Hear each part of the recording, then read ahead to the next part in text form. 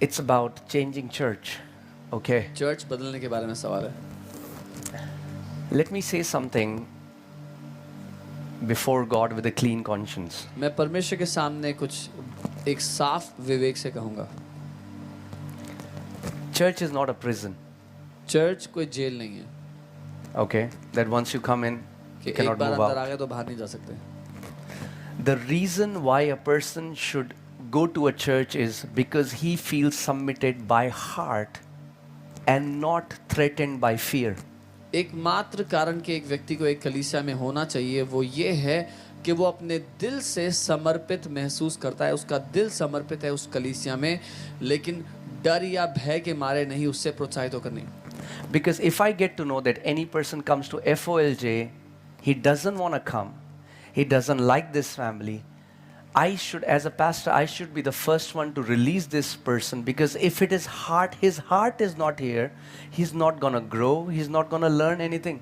क्योंकि अगर मुझे मालूम होता है कोई व्यक्ति है जो FOLJ आना नहीं चाहता, उसको एक परिवार पसंद नहीं है, तो एक पास्टर होने के नाते मेरा पहला काम ये है कि मैं उसको अपनी अगुवाई से आज़ाद कर दूं, रिलीज़ कर दूं, क्योंकि उसका दिल यहाँ पर नहीं है. So the real question should be, what are the reasons, genuine godly reasons for which a believer should change a church? तो एक सही सवाल ये होगा कि क्या सही कारण होंगे या क्या ईश्वरीय कारण है कि एक विश्वासी को कलीसिया बदल लेनी चाहिए. The first thing is, if the pastor or a leader is caught in a sin.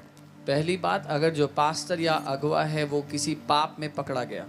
Amen. If you find that a leader is living a double life, अगर आप ये पाते हैं कि एक अगुवा एक दोहरा जीवन जी रहा है, then you have all the right to move out of that church. तो आपको पूरा अधिकार है उस कलीसिया से बाहर आ जाने का. Because you are not coming under a sermon, you are coming under a spirit. And every preacher, when he's preaching, you are not just receiving the words, you are receiving the spirit. क्योंकि आप एक प्रचार के अधीन नहीं आ रहे, आप एक आत्मा के अधीन आ रहे हो. हर एक प्रचारक जब प्रचार करता है तो उसकी आत्मा के अधीन आप आते हो. Amen. So, see, what did Paul say? Paul said, imitate me because I imitate Christ. So we need a leader that represents Christ in our life. तो पौलुस ने क्या किया? पौलुस ने कहा मेरी नकल करो क्योंकि मैं मसीह यीशु की नकल करता हूँ.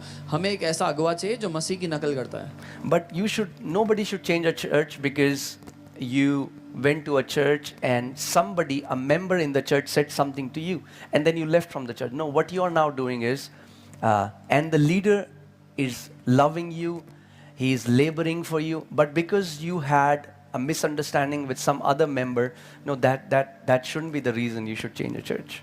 लेकिन आप किसी कलीसिया में गए और किसी दूसरे विश्वासी से आपकी कोई बात हो गई, अनबन हो गई और आप नाराज़ होकर कलीसिया छोड़ देते हैं, जबकि जो अगुवे हैं वो आपके लिए प्रार्थना कर रहे हैं, आपके लिए मध्यस्थी कर रहे हैं. ये कारण नहीं होना चाहिए आपका कलीसिया छोड़ने का. Amen. Second reason why God will allow a believer to change a church is if there is, if the spiritual life of people is becoming stagnant, if they are not growing spiritually, and if they are not being fed by the shepherd.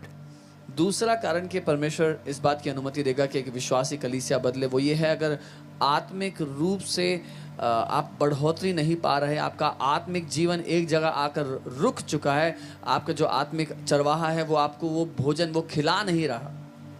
Because see, because we have to understand, every member who comes to the church, they are not pastor's sheep, they belong to Jesus, they are Jesus' sheep. क्योंकि हमें इस बात को समझना है कि हर एक सदस्य, हर एक व्यक्ति जो कलीसिया में आता है वो पास्टर की भेड़ नहीं है, वो प्रभु यीशु मसीह की भेड़ है. And when Jesus, who is the chief shepherd of the church, और जब यीशु जो कलीसिया का मुख्य चरवाहा है, if he sees अगर वो देखता है that these sheep of mine are malnourished, कि मेरी ये भेड़ें तो सूखी हैं, कुपोषित हैं, they are not being fed properly, उनको ठीक से भोजन नहीं मिल रहा, they are not being cared for, उनकी परवाह नहीं की जा रही, then he will send these sheep to a shepherd who will feed them with knowledge and understanding. तो वो उन भेड़ों को एक ऐसे चरवाहे के पास भेजेगा जो उनको ज्ञान और बुद्धि से चराएगा. Amen. Because I'm telling you, see, FOLJ is not my church. मैं आपको बता रहा हूँ FOLJ मेरा चर्च नहीं है. And the day I start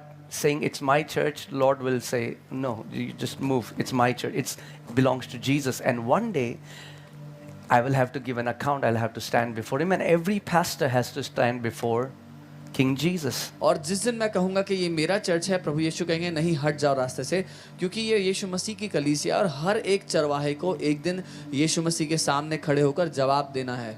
Amen. So that's why Bible says in Jeremiah 3:15, God says, I'm going to give you shepherds according to my heart who will feed you with knowledge and understanding. इसीलिए यिर्मयाह 3:15 में परमेश्वर का वचन कहता है कि मैं तुम्हें अपने मन के मुताबिक चरवाहे दूंगा, तो जो तुम्हें ज्ञान और बुद्धि से चराएंगे.